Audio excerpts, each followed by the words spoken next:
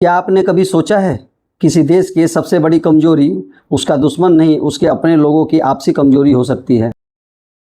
जापानी लोग भारतीय लोगों को अपने घर क्यों नहीं बुलाते हैं?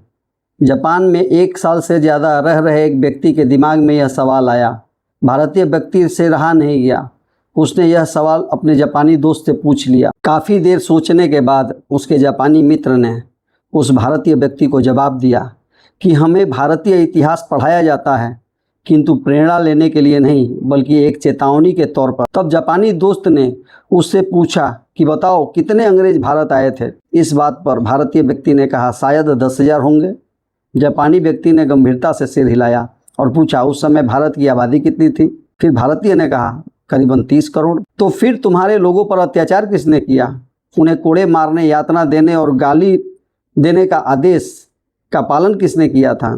फिर उसने जोर देकर पूछा कि जब जनरल डायर ने जलियांवाला बाग में गोली चलाने का आदेश दिया था, ट्रिगर किसने दबाया था?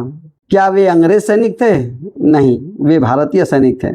किसी ने भी जनरल डायर पर अपनी राइफल क्यों नहीं तानी?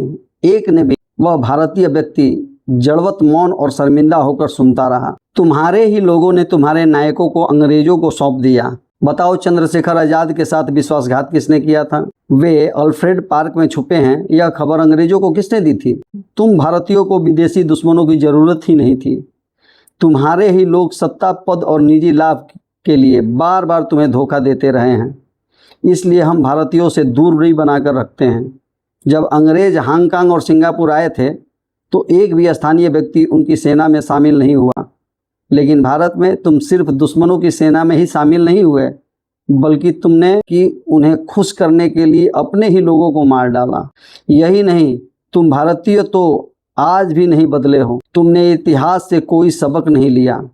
आज भी थोड़ी सी मुफ्त की बिजली, एक बोतल शराब और एक कंबल दे दो और तुम्हारे वोट, तुम्हारा जमीर, तुम्हारी आवाज़ सब बिना सोचे समझे तुम बेच देते हो। तुम्हारी वफादारी तुम्हारे देश के साथ ही नहीं, बल्कि तुम्हारे पेट के साथ है। तुम नारे लगाते हो, तुम विरोध प्रदर्शन करते हो, लेकिन जब देश को तुम्हारे बलिदान की जरूरत पड़ती है तब तुम कहाँ होते हो? तुम्हारी पहली वफादारी अभी भी अपने घर, परिवार, पत्नी, बच्चों और धन संपत्ति के प्रति है। बाकी देश और धर्म जाए भाड़ में।